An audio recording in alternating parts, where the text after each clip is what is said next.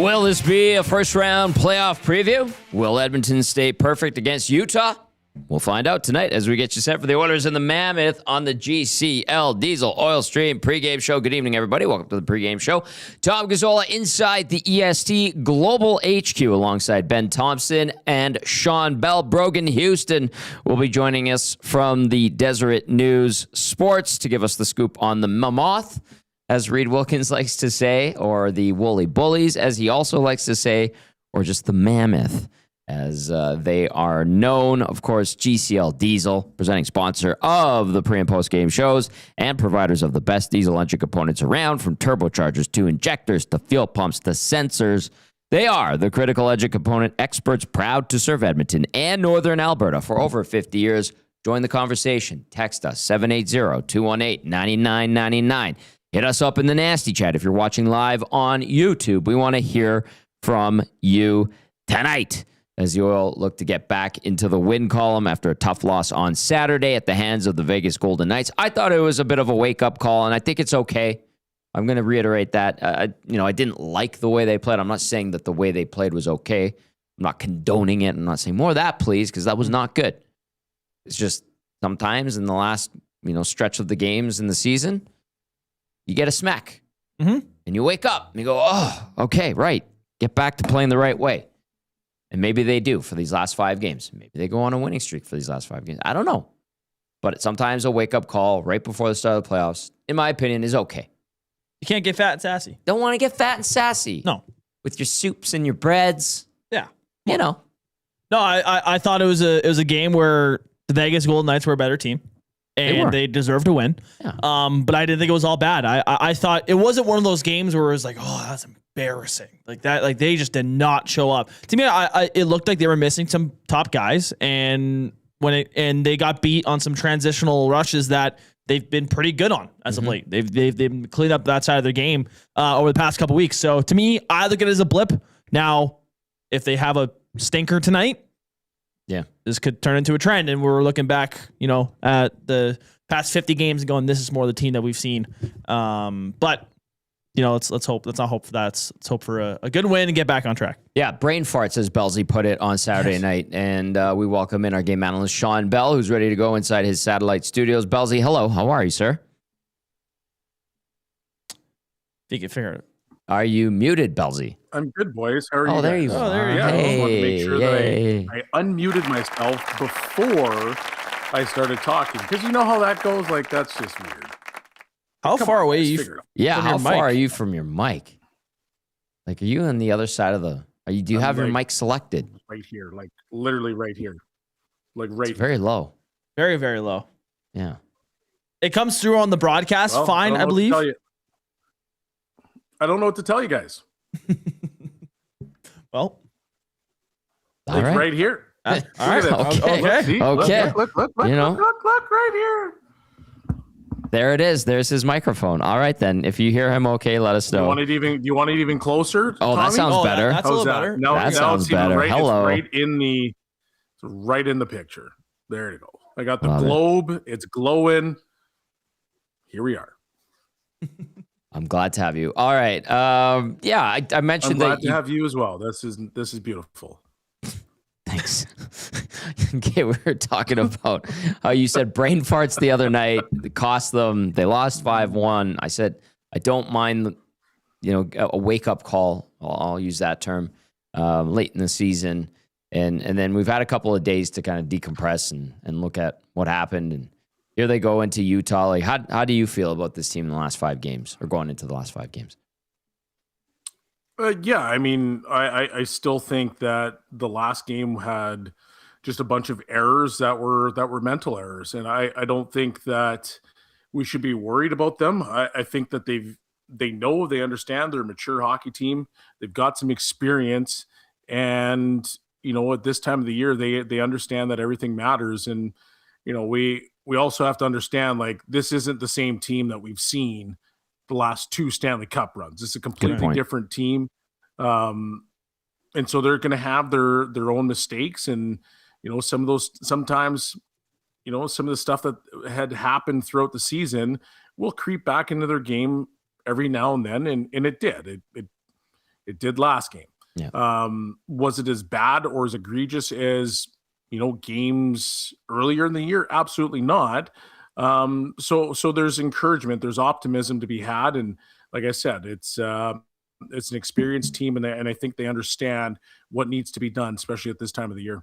We'll see if they dust themselves off and try again, as the song goes. Try again, try again. Benny, do you have a question of the night for everyone? Yeah, I do. I will not sing the rest of the night, I promise. So my question of the night, obviously Oilers, we've talked about the Draisaitl injury and Zach Hyman will be out. I want to gauge the audience and you guys' confidence in this team if they can survive without Zach Hyman and Draisaitl. They missed them against Vegas. It depends how you look at the Mammoth and the Golden Knights, and you got the Sharks and Kings coming up.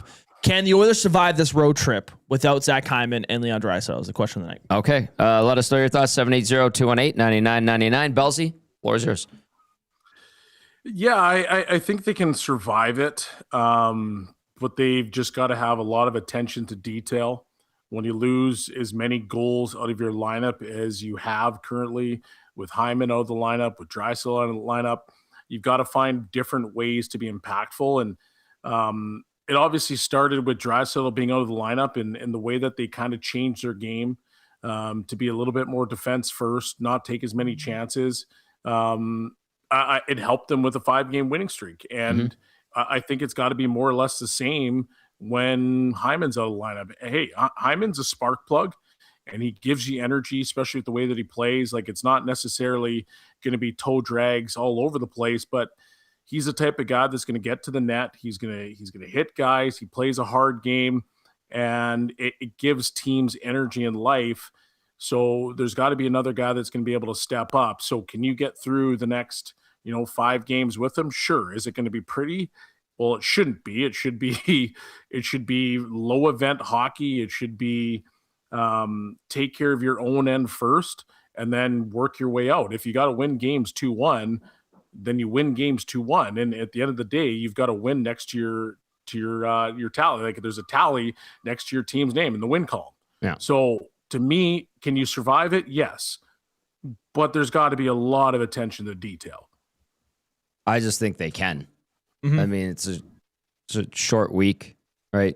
You have back-to-backs today and tomorrow. Then an early game Saturday. Yeah. Just go play hockey. Bellsy summed it up really well, obviously. I mean, I'm not going to argue or counterpoint it because I do think they can survive it. I think that they're capable. They have enough veteran players to handle Utah, to handle San Jose, and to handle LA. I think they can get through and survive. So that's my answer to the question of the night. But my grandma says if they play like a team and work hard. Hello, Gail. Thank you. Well said. Thank you, Gail, for the Easter gift. I redeemed it today. She got me a Costco membership. So, nice. Yeah, buddy, you're laughing. I know. It was awesome. Welcome to the cult. Thank you. Looking for you. I know. So yeah, it's great. I had an interesting conversation with Jack Roslovic on Sunday. Tell me. Yeah, so his kid obviously played for us last year. We had our ID skates, and he came up and talked to myself and Bucky, and I kind of chirped him a little bit. I said, "Hey, no more stinkers like the last one." And he started laughing, and he's like, "Yeah, I know it was a tough game." But then I said, "Hey, like, just out of pure curiosity, who do you think the toughest team would be for opponent wise?"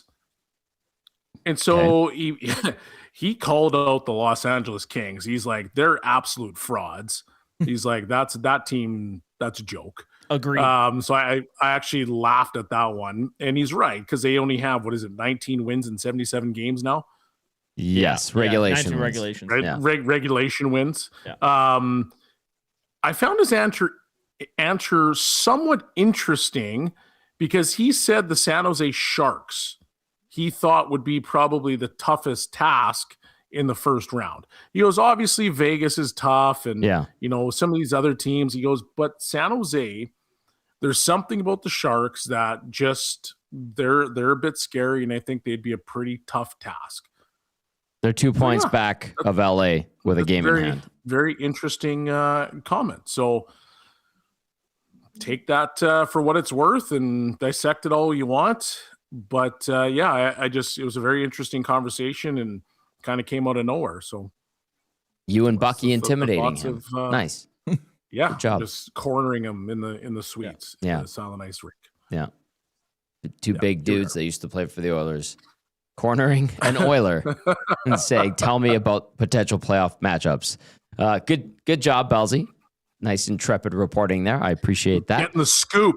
The scoop. All right. Bellsy dishing the goods, and we're going to get to game changers right away here. Let's get you your starting lineups for tonight. Of course, keep those texts coming in, 780-218-9999. Hop into the nasty chat. Has anyone responded to the question of the night so far? Haven't seen. Kelvin says they're going to survive it. Question is, are they going to win?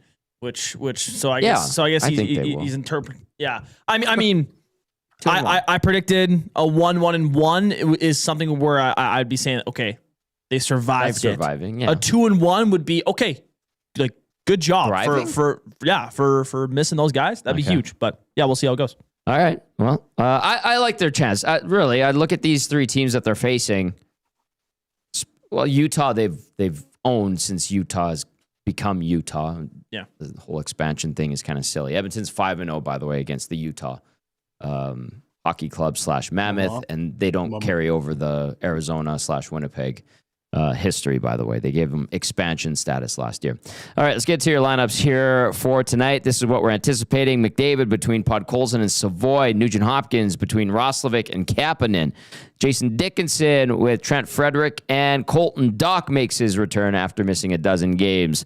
Adam Henrique centering Max Jones and Curtis Lazar. For defense tonight, Ekholm with Bouchard, Nurse with Murphy, Waltman with Emberson, no Spencer Stasny, no Josh Szymanski for the Oil. As for the Mammoth, Nick Schmaltz between Clayton Keller and Lawson Krause, Logan Cooley centering Kyler Yamamoto and Dylan Gunther, Alex Kerfoot between JJ Paterka and Michael Carcone. It's funny, I found a picture of me interviewing Michael Carcone at the Young Stars Classic in like 2015 with the Canucks. Kevin Stenlund between Brandon Tanev and Liam O'Brien.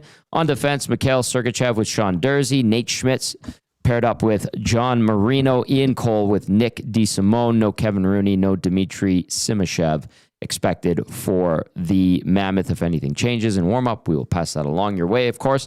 Your starting goalies for tonight for the Oilers, 30-year-old Tristan Jarry. He's 18-9-2 on the season, .326 goals against, average .885 save percentage, 2 shutouts in 31 games this year. Jarry versus the Mammoth, a 1-0 record, 2.0 GA, .889 save percentage in the lone appearance against Utah. That happened a couple weeks ago. He played pretty good.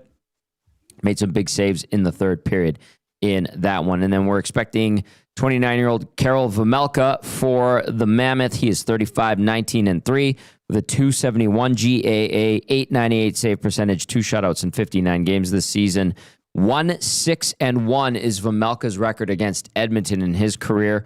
He has a .496 GAA and an .851 save percentage in 8 games against the Oil over the course of his, he's been around the league for a little while now. So those are your starting goalies. Those are your starting lineups. If anything changes, we'll pass that along your way. Of course, keep those texts coming in as we get you to the Say the Reed Sport Medicine Injury Report.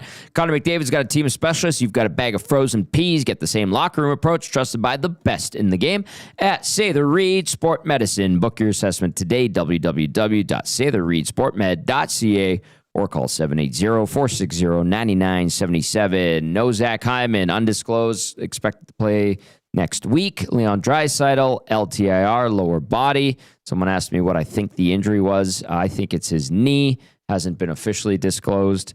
And we're expecting him to start skating soon, if he already hasn't. And you heard Chris Knoblock saying yesterday, maybe by game 1, but we'll see. Matthias Janmark on the shelf for the season, shoulder surgery. As for Utah, Mackenzie Weegar's day-to-day upper body. I know Brogan Houston, who will be joining us in a few minutes, said he might go tonight.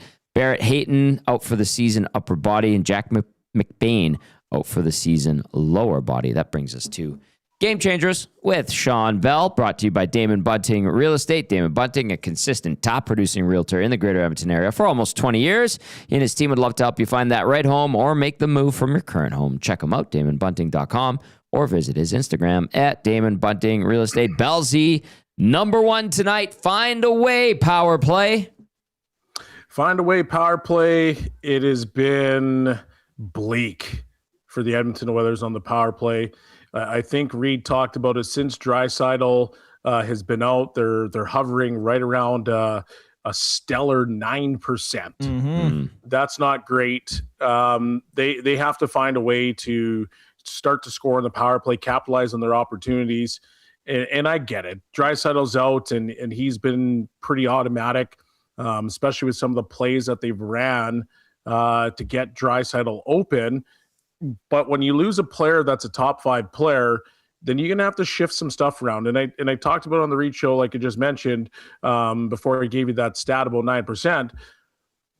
Change your power play. Figure out a way to make other guys dangerous. If you have to now, give Bouchard the free rein to just let the Bouch bomb go, then do that and make it known that that's the play you want to go with. What's that going to do? Well, then all of a sudden now the kill has to change. Because right now, the opposing teams' penalty kills, all they've done is they've collapsed. They've collapsed to the point where now they're taking away seam passes, and it's basically a 4-on-4 below the top of the circles. Well, last time I checked, that's not a lot of real estate. And if you can pull guys out, now that's where the seam plays open up, and you maybe have an opportunity to start hitting guys like Nugent Hopkins in the bumper because he's got a little bit more time. Maybe those cross crease passes start to work, but they've just got to do something that's a little bit different than trying to find the guy that's sitting in the Draisaitl spot, because clearly that is not working. To piggyback on the numbers, I'll take what Jason Milne tweeted out a couple hours ago. So Draisaitl's since his injury, like you said, 9.5% on the power play, 21 power play opportunities, 2 power play goals for, 2 shorthanded goals against. They are even. No bueno. On this power play right now. Yeah, it's not very good. I'm with you. I think if you can just start letting them rip, man. Like at this point, like you have Evan Bouchard at the backhand who has a cannon. Like go use him to free up some more space. You start bringing guys out a little bit. That opens up some more down low plays for them. This power play has been a momentum killer for them, and I believe it was a huge momentum killer for them against Vegas. Like they had a chance to make it a 1-goal game to start off the third period, and instead it was a useless power play, and they come back and Vegas scores from the first shift after. They at the bare minimum don't have it kill your momentum, but ideally you like that the power play percentage up higher than 9.5%. That's point number 1. Find a way power play. Point number 2 with Belzy here on Game Changers. Can we get 3 from Jari? Yeah, Jari's he's had an interesting season since he became part of the Oilers, and early returns were optimistic, and then it kind of went sideways a little bit on him. But hey, the last couple games that he's played, he's had solid games. And if anything that we've seen and know, they need to have 2 good goaltenders going into the playoffs, and they have to have 2 goaltenders that are at the top of their game, especially on the mental side, because there's going to be nights where maybe Ingram doesn't have it, and you have to put your backup goaltender in. Well, your backup goaltender can't go in and get absolutely shelled. So, because that doesn't really instill confidence for anybody on the team. Right. So if you have a situation where, hey, Jari's can put 3 games together where they're all pretty good games, and he's starting to make saves, and he's settling down, and he's not getting in his own way from a mental standpoint, maybe now you're onto something, and maybe you're a little bit more solidified in net and have the opportunity to say, okay, you know what? Maybe Jari today is the guy that we're going to go with because he's a hot hand.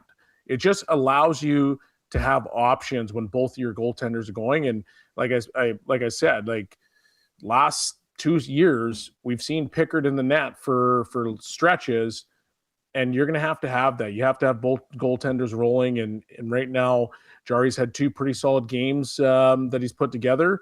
Let's make it 3-3 against a team that you could potentially face in the first round, and 3 against a pretty good hockey team. So it's going to be a good test for Jari. On March 24th in Utah when they won, Jari 2 goals on 18 shots. I know some people brought up the save percentage. There's some people that are just that first goal really hung up so on it. Fluky. Yeah, it was ping-ponging around. Yeah, it was. Yeah. But there are those that are really hung up on save percentages. Not so much goals against average. We see the save percentage get brought up a lot from some people, and it's very important to some people. And I understand, but in-game save percentage, this is just me, guys. Like, I don't value it as much as overall save percentage because things can happen, like those ping pong goals that happened in the game against Utah a couple weeks ago. I'm more worried about, did he make the saves at the right time? Did he keep you in the game? Did he allow you to get a lead? That's what I want to see from my goalie. I think, consistency and timely saves are the two of the biggest things with goaltending. And he did that. He had 1 goal on 18 shots, by the way, against Chicago last week. So he's faced. And he made some timely saves. Yes. There were some breakdowns the Oilers had. And Jari was there to back him up. So It's just my opinion. But some people put a lot of stock into save percentage, goals against average a little bit, expected goals. They want to really dive into the nitty gritty of it. That's fine. If it makes you appreciate or understand the game better, that's cool. But as long as, for me, making the saves when you need them and you can rely on him at the end of the game, that's it. All I need. Let us get the goals. Expected goals is such an interesting stat because that's nice of you to say that because I have a different term for it. It's just like, so you're expecting that this many goals are in? What if he has just a solid game? That's a variable. Yeah. What happens if the team plays unbelievable? That's a variable. You can't expect a certain amount of goals. Whatever. I'm not going to get down this. No, it just gets very frustrating, and we start yelling. It's a bit of a wormhole.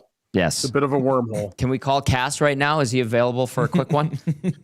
He'll tell you what he thinks Cass about it. Cass would light it up big time. Yeah. All right. Keep those texts coming in. 780-218-9999. Hop into the nasty chat. It is Game Changers with our game analyst, Shawn, Belle. Game Changers, as always, brought to you by Damon Bunting Real Estate. Point 1, find a way, power play. Point 2, can we get 3 from Jari? And as I giggle at the nasty chat talking about my hair, let's get to point number 3, return to form. Yeah, they're basically calling you like Zach Morris, eh? That's fine. That's fine. Chantal, I went and got a haircut, okay? And Chantal's like, you have to wear your hair like this for your shows tonight. I said, okay. Tino Vasilino will be back tomorrow. Don't worry. When I was playing in Minnesota, the hotel we were staying at, the cast of Saved by the Bell ended up being there too.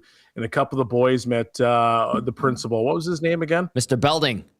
Mr. Belding. Yeah. It was awesome. Nobody saw Zach Morris, but Mr. Belding was Mark Paul Gosselar. There it is. And Tiffany Amber Thiessen, Mario Lopez, Dustin Diamond. Shocked that you know her name. Yes, well, she's still beautiful. And who was the girl that ended up in Showgirls? Oh, I can't remember her name.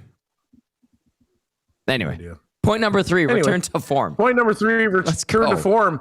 The Oilers had, in the midst of their 5-game winning streak, had played very solid defense. They were quick to pucks. They turned everything for the most part into a 50-50 battle. They won a lot of battles. They didn't give the opposing teams a lot of time and space. They refused to play Olay defense.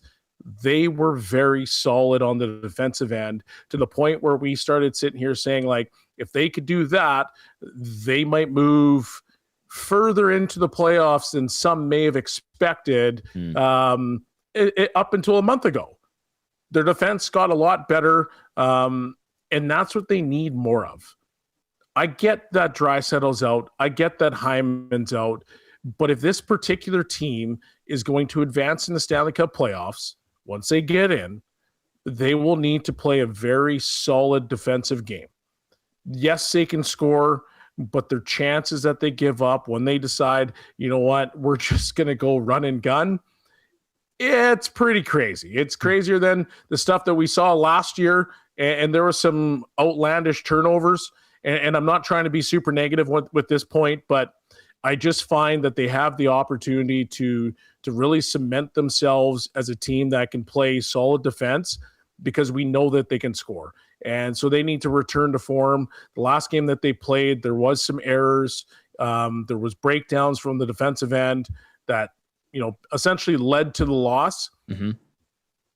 Okay, well, it's a new game. Sort it out. Get back to your game. Get back to the game that's been working for you. And I think you'll have the opportunity to win and, potentially clinch first place in the division.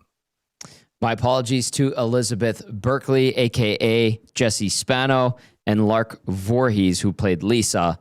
I forgot about them. Those are the two cast members I forgot. So, Bellsy, great stuff. Were you saved by the Bell guy? Oh, I love that show. That was awesome. Yeah. No, it was good. Anyway, did you meet there were any so of them? many classics back in the day. Yeah. I met Mr. Belding. That's it. You met Mr. Belding? Yeah. He seemed like a pleasant guy. He did good announcements in the school. He's swell. Swell. Very good. Very good. This is before my time. Yeah, this is like 1989. The show began. Yeah. We were pretty young too. Bellsy, great stuff. Just understand that Tommy looks like Zach Morris. I searched it up and I see it. I see it. Hey man, he was an icon. Yeah.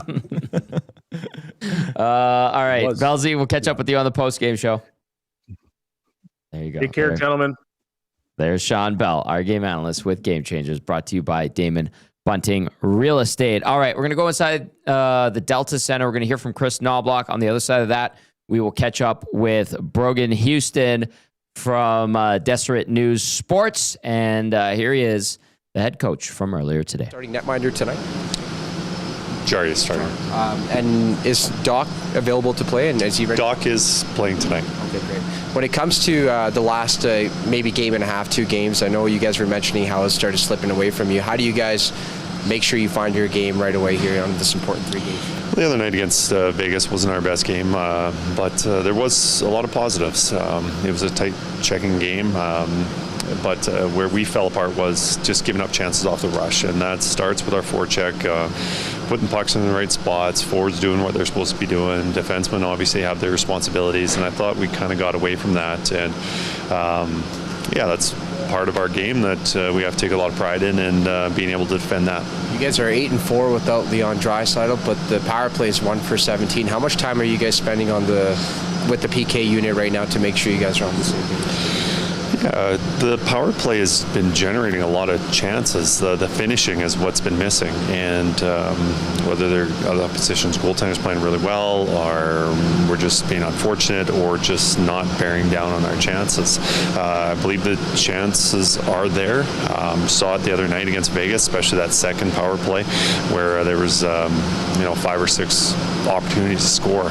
But as much as we want to be generating opportunities, it's the most important thing is putting the puck in the back of the net, and I think we are a little bit due, but we got to stick with it, and maybe we have to simplify a little more. So how do you approach that? Do you just not change anything because you know it's going to be a matter of time, or are you trying to tinker a thing here and there to make sure execution's on?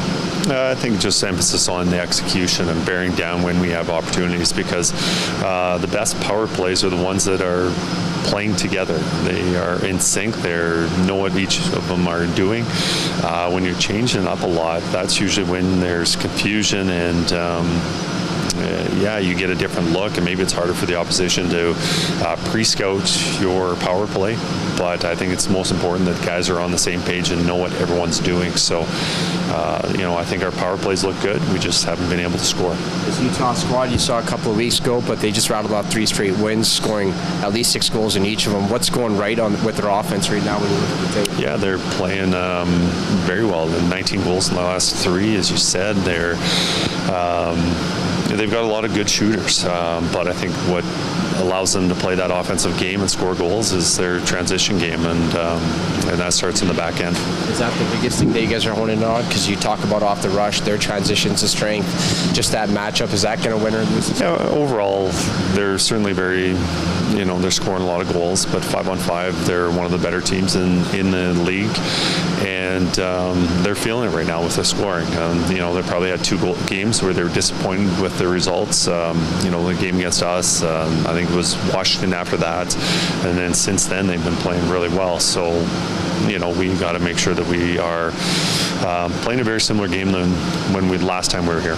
Chris, Matt Savoy has 15 points in 19 games since we came back from the Olympics. Is there a lesson for maybe some of the Oilers' other younger prospects, and just in terms of the journey and what he accepted in terms of roles down in the minors last year, becoming a full-time penalty killer, which allowed you to use him as a penalty killer, even though he wasn't in the top 6 for the first 50 games this season.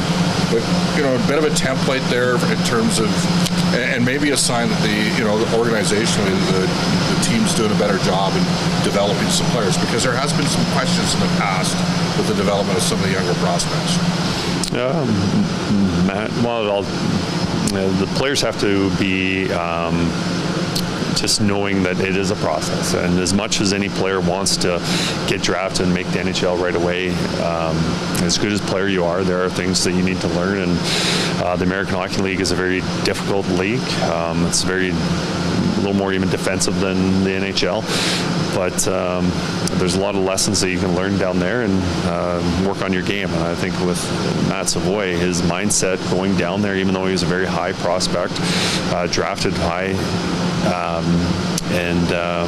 we obviously had a lot of expectations on him, but he had worked on his game down in Bakersfield, very solid, and made the NHL right out of training camp, and was moved around the lineup, mostly in a 3rd or 4th line role, but being able to play on the penalty kill and spotted in on the power play, and it took some time, but like you said, after the Olympic break, came back refreshed, rejuvenated, and had another level to his game, and now he's been a top 6 player for us since the Olympic break. So you have to work at your game, and it doesn't come automatically. And it's nice to see that Matt has been his hard work has been paying off. So what's it like having Owen Michaels join the fold with you guys last couple of days? No, it's nice. It's nice having a player here. We're very excited that he's going to be joining us, and whether he gets in a game this year or not, that'll determine on how we're playing and our health. But I think he'll have a very promising future with the Oilers.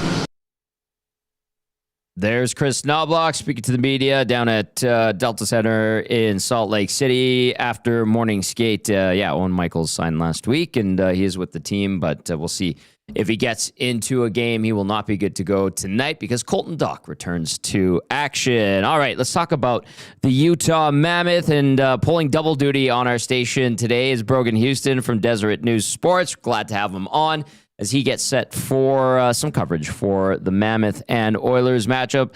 Brogan, thanks for doing this, buddy. I appreciate it. I did not talk to the afternoon shows. That is on me, my friend. But how's everything going in Salt Lake today?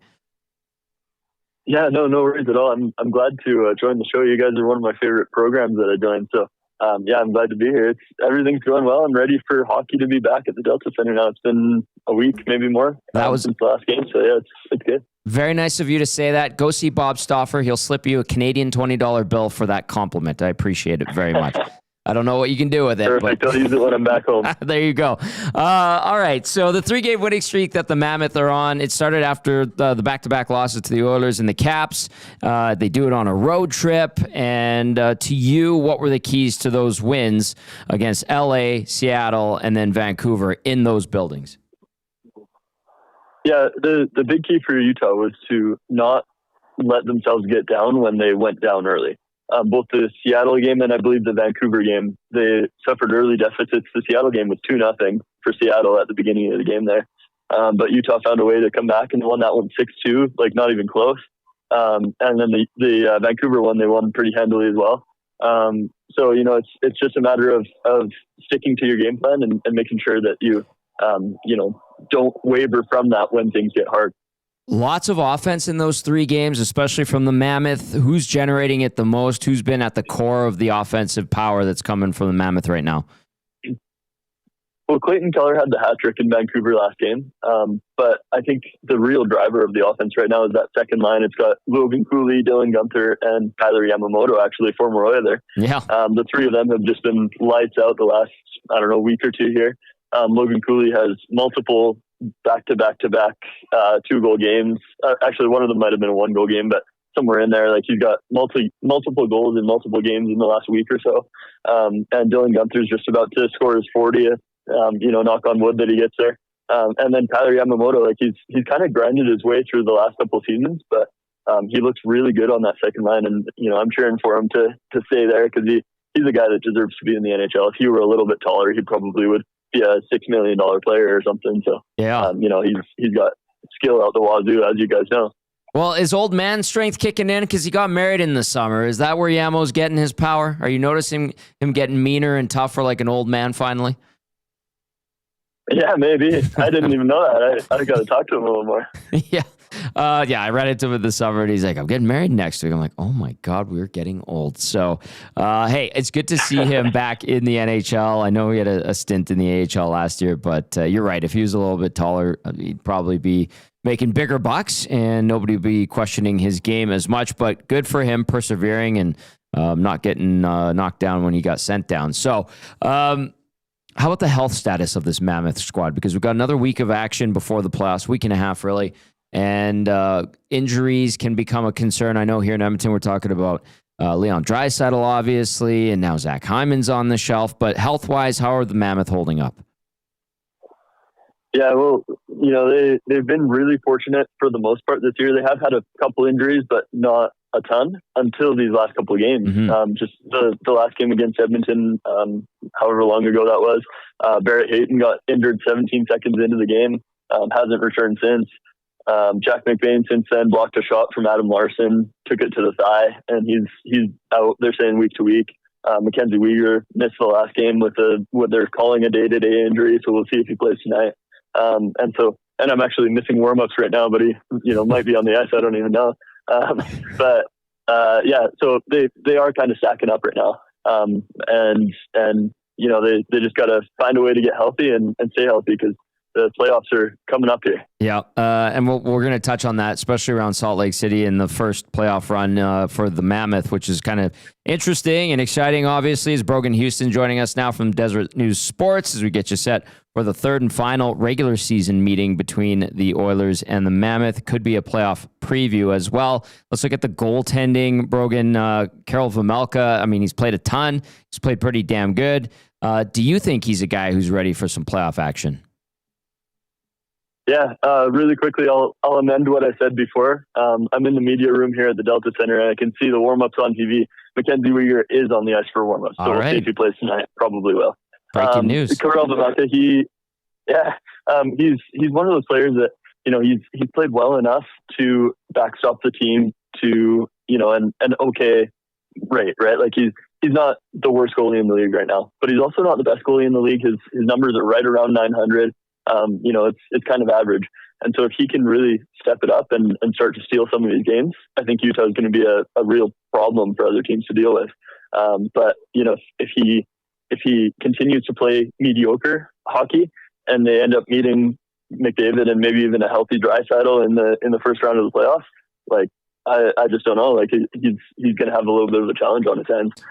So that's definitely a guy that just needs to step up a little bit. Yeah, and his numbers against Edmonton have not been good, whether he was a Coyote or a Mammoth or an HC.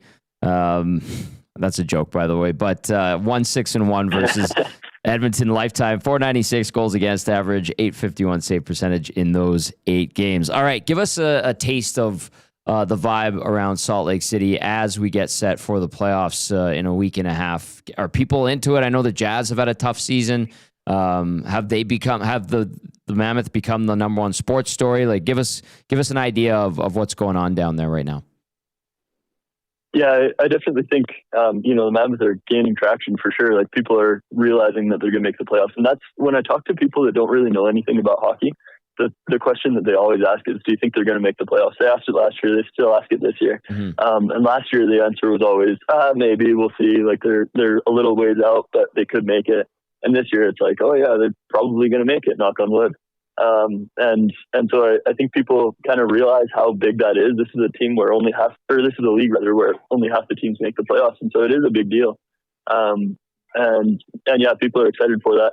Like you said, the Jazz have been bad for a few seasons now. Like they've been openly rebuilding and hoping for good, draft picks and everything. Mm-hmm. And I think the timing of the team coming over, of the Mammoth or the hockey club at the time coming over from Arizona, it couldn't have been better in that sense, that people that wanted to watch professional sports of some kind, they can now come and see this new product, and it blows them out of the water, I think, when they get here. Like, just the environment's so much different than anything else in town. Yeah, and it's cool what they're doing with the arena. Like, how would you describe the way they're renovating an old arena that's like 30 years old? Because they're blowing out walls, I'm hearing, and they changed like the angle of the seats. How would you describe it? Ambitious. That's how I'd describe it. It's very ambitious, but it works. So the situation is, it's not as favorable as they probably hoped it would be, but it is still really good. You get really good sight lines from behind the nets, but there's only 13 rows, I think it is, maybe 14 rows behind the nets, as opposed to 20 something in the other sections. Right. So that's kind of where the problem is. But if you remember last year, that was a straight wall with about 3 rows at the bottom of the wall. Yes. So it's still a lot better than what they had last year. Now, if you go up into the upper bowl, a lot of the seats up there, I think it's about 5,000 seats, are single goal view. So you can only see one net.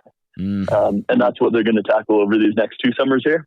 And still not quite 100% on how they're going to do it, but they have a plan. And, they released a seating chart already for the season ticket holders. And that kind of shows that it looks like they're going to take out some of the suites or something like that, to kind of expand what they can sell up there. That's pretty cool. I mean, I'm a stadium and arena nerd, and I, for whatever reason, have an obscure fascination with it. So I'm sure there's going to be update videos. I'm going to watch them all summer, like a nerd and dork. But I think it's pretty cool. I'm going to have to go check out a game down there. It's a fun city, and it's cool to see hockey taking off down there. All right, Brogan, give us a sense of what we're going to see tonight. We're going to see the Mammoth light up the Oilers for 6 or 7 like they have the last couple of games, or do you think it'll be a more tight checking one?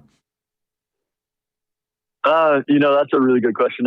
I would love to see more of a tight checking one. It was fun to see McDavid, hit all the milestones last game, but I think, both teams kind of need a really good game that they can, preview this potential playoff matchup and everything. So if that's how it works out, then, I think that would be a great game. All right, Brogan, thanks for the time today, man. Apologies again for the double duty, but you knocked it out of the park, not surprisingly. No. Enjoy the game, my friend. Yeah, thank you. I appreciate it. All right, there's Brogan Houston from Deseret News Sports giving us the scoop. Is he Canadian?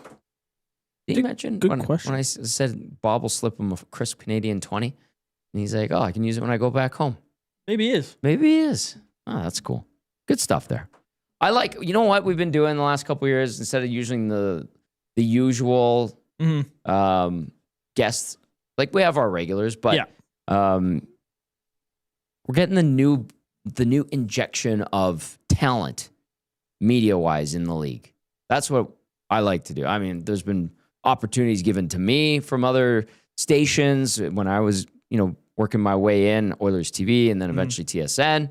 And I think it's good to do that. So good stuff from Brogan, and you'll probably be hearing from him and seeing him more on our station as he covers the Utah Mammoth.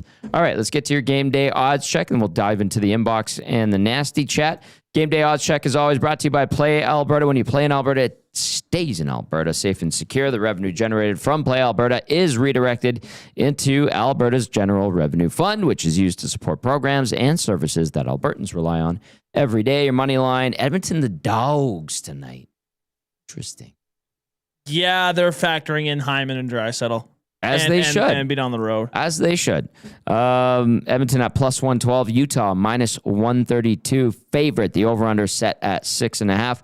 I updated this like an hour ago. It was minus 108 for the over, minus 109 for the under. I'm just going to pop over to Play Alberta really quickly and see if they've changed, if the lines have moved at all. But I would think that the over would be heavily favored. Minus 108. So it hasn't moved. Yeah. Okay. Minus 110 for the under. Edmonton Oh, why is tomorrow's game up? That's weird. Oh, here we go. Edmonton now at plus 117. Utah at minus 135 on the money line. Yeah, and like Benny just said, the over at minus 108, the under at minus 110. The over-under set at 6.5. I would think that it's going to hit the over tonight. Yeah, I mean, I don't know if that would be great for the Oilers in that sense, because I don't know how much offense they're going to be able to generate without 29-18. Yeah, I'm curious to see if you know, Savoy's been red hot and McDavid's doing his thing. I saw some numbers at post Olympics, and Nuge just had a down couple of weeks here. Yeah, he hasn't point scored wise in a while. Yeah, so I mean, maybe he gets going. I think he's a guy that could really step up and provide that extra scoring that they need. But yeah, I mean, to me, when you're missing 29-18, I think you're going to try to play a shutdown game and try to play slow, score one or two, trap it up. You know, that's kind of what comes to my mind right away. But who knows? It could be a shootout. Nugent Hopkins, a goal and 2 assists in his last 10 games. That's not good enough. Nope. I think it came up on Saturday night. It's like, who needs to step up for the Oilers? Nuge. Mm-hmm. That'd be number one. Go. Forward wise, at least. Help out. Dreisaitl's not around. Do your thing. Bookkeeper Belle texting in 780-218-9999. Bookkeeper Belle is in Ottawa. Says Coach Knoblock forgot to mention Benny when he was talking about Savoy. It's a big miss. I did play a factor. I did. Huge. I did. Huge. Massive factor. Yeah. RBM says, hi, friends. Hi, RBM. Good to hear from you. Box Pounder texting in says, the Mammoths are plus 30 in goal differential. Is this team being overlooked? Cheers, Box Pounder. Yeah, maybe a little bit. I mean, when you compare it to the other teams that they're in the wild card race with, well, they're clearly the best one. Yeah. Kings minus 25. Predators minus 23. Sharks minus 35. Jets minus 13. Blues minus 33. Yeah. I mean, yeah. Utah is very, and I mean, the Ducks, just a good team. The Ducks are second in the Pacific, and they're minus 14 as well. So I mean, there is that. To me, like I've said, I think the Mammoth are. I mean, if they're not in the Central, and they're in the Pacific. I think we're talking. I mean, obviously they would be still in a wild card. No, they would be third place in the Pacific. They're as good as, I think the Ducks and Knights are for a first in the Pacific, if, hypothetically, if they were in there. So yeah, we had a text last post-game show about how they were actually happy that the Oilers lost to Vegas and the Ducks lost, because the chances of Vegas winning the Pacific and playing the Mammoth and the Oilers having home ice advantage against the Ducks is more likely now because of what happened that night. I think that's probably the most ideal situation if you're looking to create your perfect bracket in the West Coast. But, I'm sure the Oilers are looking to win the division. Sure that they'd like to, but I don't know if it's best for their matchup wise. Norman at Combine. Yes, you did, Ben. Don't let Tom tell you different. I'm not. No, Tom went with it. Tom went with it. I'm going with it. Yeah. I don't know. I don't think Matt and I only shared the ice on practice days. That was the only time when we were on the same team we shared the same ice. He goes on, you come off. Yes, very, very much. Thomson! So. Yes. Get off the ice. Not even joking. They wouldn't even start me on D-zone starts in Adam. That's the type of player I was. You're a good player. You're all right. He's an NHLer. This is a big difference. Well, yes, very much so. If you watch Bellsy and I play against each other in Bantam, you would watch this guy bouncing off of him, trying to check him. I mean, he did that to everybody. That's how he was head and shoulders bigger and better than everybody. Literally and figuratively. He was that good. And just a great skater. Always was. Belzy's got those powerful thighs. NHL/NFL linebacker thighs. As the boys at Modern Measure described him. When they were measuring him up the first time, Richie looked at Jared. He's like a linebacker. Like a pro linebacker from the CFL or NFL. Jared said I had big calves. Did he? Nice. I guess that's my thing. But. Cool, man. That's awesome. Good job on the video. We'll see the reveal when you and Maddie get your suits. Is it April 27th? April 27th is the day we're on the hangout, and we'll be wearing them and all that. Very, very good. All right. Random question from gray-haired teacher. How do I buy the hat Benny has on? Great merch. That was a one-and-done run. Yes, unfortunately. A limited edition. I think Maddie worked on it with Chelsea from the Hive. Yeah. And they did 50 or 60 of them. Once they were gone, they were gone. And they will never be remade again, according to Awanek. Yes. So thank you, gray-haired teacher. There will be a spring shop coming. Yep. Maddie's working on that with Chelsea. There's going to be some cool new items there. But we also have we bought the T-shirt machine. We did. Yes. Yeah. We're going to start making our own stuff. So look for that. We'll be able to That'll be a lot of fun. Some interesting new stuff. Yeah, it'll be a fun project. You know who's Matthew Wanek's going to hog it. Probably. Just like he did with the laminator. I didn't want to laminate stuff, but he just was like infatuated. Well, he's very hands-on. Like he's like, you know what? Like he'll be the T-shirt master of EST. Rip City staff, when will be able to buy Rat King hats? Well, I don't know about hats, but maybe the shirt. Maybe we get the shirts going on the press. Like the Benny's blind rankings. Yeah. Rat something King. like that. That'd be awesome. That we can probably do that. Absolutely. Love it. All right, final thoughts going into this game tonight. Yeah, I mean, this is a big one, but I mean, you've put yourself in a pretty solid position to make playoffs here. So you're missing Hyman, Draisaitl. It would be really nice if you were able to win this one. To me, I'm more looking not necessarily for a result, but more just if they play well tonight. Get back on track in terms of just playing well with confidence. For me, you know, you had a rocky game against Chicago, and you're probably lucky you were playing Chicago that night, and then you don't have the best game against Vegas, and they deserve to win that one. So to me, I think if you play a solid game tonight against the Mammoth, give yourself a chance to win with the guys you're missing. I think there's a moral victory tonight, personally. No matter the score, I'm looking for the way they play. But yeah, we'll see if they take the win down in Salt Lake City. Work your butt off for it. Yes, you're gonna have to. You're missing two of your best guys, obviously, and like Benny alluded to, tough night against the Golden Knights. Just work your ass off for it. Do things the right way. You've had this team's number since it became a new team. Yeah. A year ago. Edmonton 5-0 all time against Utah, looking to make it 6 in a row. 2-0 at the Delta Center, looking to go 3-0. Edmonton is 12-7-3 against Central Division teams this year. The Mammoth 13-7-2 versus Pacific Division teams. Edmonton's power play has slipped to 29.7%. It's still first in the NHL, but 2 for 21 since Leon went down. Correct. Yep. The PK has risen to 23rd at 77.5%. 6 shorties on the year. The Mammoth, meanwhile, their power play 41 for 211. It's good for 19.4%. That's 22nd in the National Hockey League. Mammoth on the kill, 17th at 78.8% with 7 shorthanded goals scored. So just some stats there for you going into tonight's action. Closing out the regular season matchup between these two teams could be a potential first round preview between Edmonton and Utah. I'm okay with it. I like Edmonton's chances against Utah, Anaheim, Vegas, LA, Nashville. I think they get through the first round. Second round, depending on who they play, we'll see. Third round, I think, is the buzzsaw, but you never know. Teams get hot in the playoffs, and an unlikely run to the post or to the Stanley Cup final could happen. I don't think it's going to happen, but I'm more than happy to be wrong. More than happy to be wrong. So we'll see. Big thank you to Brogan Houston from Deseret News Sports for hopping on. Great stuff from him.